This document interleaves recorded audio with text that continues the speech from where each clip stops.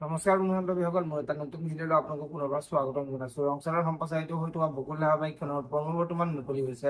আপোনালোকে যদি বকুল ধাৰাবাহিকখন চাই ভাল পায় তেনেহ'লে ভিডিঅ'টোত এটা লাইক কৰি আমাৰ চেনেলটো ছাবস্ক্ৰাইব কৰি ল'ব। এনেকুৱা ধৰণৰ আপডেটসমূহ পাই থাকিবলৈ বকুল ধাৰাবাহিকখনৰ আজিৰ খণ্ডিত দেখিবলৈ পাব। অতিথি বহু ৰাতিলৈকে আহি নোপোৱাৰ বাবে মন্দিৰৰ খুৰীয়াক আদিৰ মাকৰ ওচৰলৈ আহিব আৰু আদিৰ মাকৰ ওচৰলৈ আহি ঘৰৰ বোৱাৰী এজনী এনেকৈ বাহিৰত বহু ৰাতিলৈকে টিঘিলঘিলাই ঘূৰি ফুৰিলে ভাল কথা নহয় দিয়কচোন বুলি আদিৰ মাকৰ আগত ক'ব। আৰু তেতিয়া আদিৰ মাকে তাই হস্পিটেললৈ চিকিৎসা কৰিবলৈ গৈছে, তাই টিঘিলঘিলাই ঘূৰিবলৈ যোৱা নাই নহয় বুলি অতিথি খুৰীয়েকৰ আগত ক'ব। এতিয়া বাৰু অতিথি খুৰীয়েকে আদিৰ মাকক কি ক'ব দেখিবলৈ পাব বকুল ধাৰাবাহিকখনৰ আজিৰ খণ্ডিত।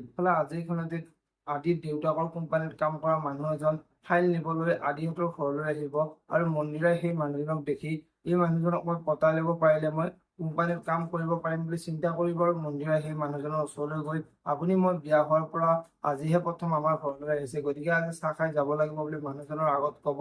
আৰু সেই সময়তে আদিৰ দেউতাক আহি পাব আৰু আদিৰ দেউতাকে মই আপোনাক কিমান ক'ব লাগে, মোৰ পাৰ্মিশ্যন নোলোৱাকৈ আমাৰ ঘৰলৈ নাহিবা বুলি, তুমি কিয় কথা নুশুনা বুলি সেই মানুহজনক বহুত গালি পাৰিব আৰু মন্দিৰাই এই সকলোবোৰ চাই থাকিব।